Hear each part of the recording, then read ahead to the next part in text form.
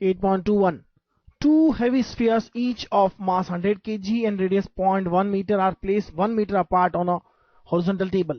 What is the gravitational force and potential at the midpoint of the line joining the centers of the sphere? Is an object placed at that point in equilibrium? If so, is the equilibrium stable or unstable? दो heavy spheres हैं और दोनों का मास 100 kg है, दोनों की radius 0.1 है, लेकिन मेरे ख्याल से 0.1 रेडियस का यहाँ पर कोई यूज नहीं होगा। हम देखते हैं क्वेश्चन को फिर से।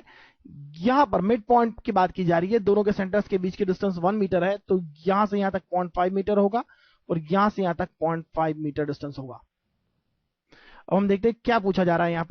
यहां पर पूछा जा रहा है ग्रेविटेशनल फोर्स, वह ऑब्वियसली जीरो होगा। ग्रेविटेशनल फोर्स जीरो होगा क्योंकि दोनों सिमेट्रिक पोजीशन पर है यहां से, और दोनों का मास इक्वल है, दोनों के डिस्टेंसेस पॉइंट से इक्वल है, तो ग्रेविटेशनल फील्ड दोनों की इक्वल एंड अपोजिट डायरेक्शंस में वेक्टर्स होंगे जिनका सम वेक्टर सम जीरो होगा, तो फोर्स डेफिनेटली जीरो होगा। वाइल पोटेंशियल की बात करें तो पोटेंशियल तो दोनों का एडअप हो जाएगा, क्योंकि पोटेंशियल यहां पर स्केलर क्वांटिटी होता है। पोटेंशियल होता है minus GM, mass is 100 by R, R is distance from centre to here, that is 0.5, और प्लस में ऑब्वियसली माइनस GM 100 लेना होगा 0.5।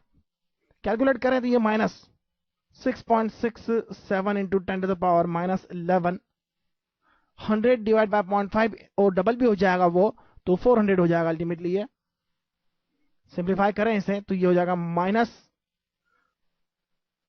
6.67 इंटू 4, इसे हम ले सकते हैं 6 into 2 12, 12 into 2 2 7 something, 2.7 into 10 to the power minus 8 हो जाएगा। एक जीरो एक्स्ट्रा हो जाएगा, यहाँ पर दो जीरो यहाँ से कैंसिल हो जाएंगे, एक जीरो यहाँ पर एक्स्ट्रा होगा, 27 समथिंग होगा ये जूल पर केजी।